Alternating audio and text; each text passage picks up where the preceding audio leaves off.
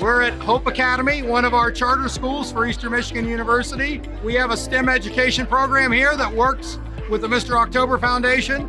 Today was a little bit of a celebration of that partnership, the advancement of the kids through last year being largely not in person, and what they were able to do with their STEM kits and their STEM learning. In some instances, people wonder, could the program continue?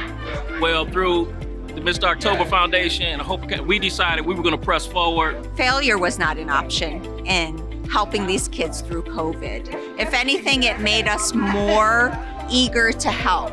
Also, the kits, the science kits were actually shipped to the school, where the parents actually came to the school, and the kids met on Zoom. And the program went forward with a strong lead teacher and strong support from leadership.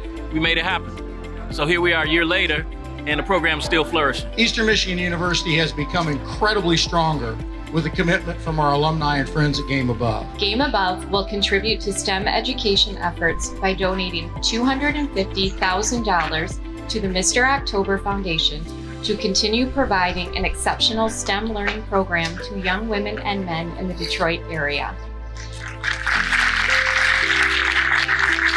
Reggie, thank you so much for the Mr. October Foundation and what you do for the young men and young women, not only in this building, but buildings throughout Greater Detroit. Runs from grade 6 through 12. We start that early. We have the numbers that have shown our improvement and shown our successes. We've helped probably 70 to 80,000 students over the last 8 to 10 years that we've been doing this. This partnership shows the power and the impact higher education can have in communities when we all get involved. The game I play, which is basketball, in order to have real success, you had to play the game how it was designed, and that's as a team. The teams that understand that, you'll be successful. So that's what we're doing here. Early exposure to STEM is where motivation begins. I mean, I had a sweet jumper, but I could have been a scientist.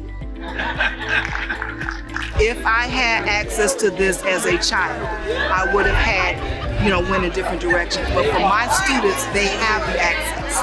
And that's a part of my fight, is to make sure they have access, they're able to get to STEM programs, and to see such a movement is awesome.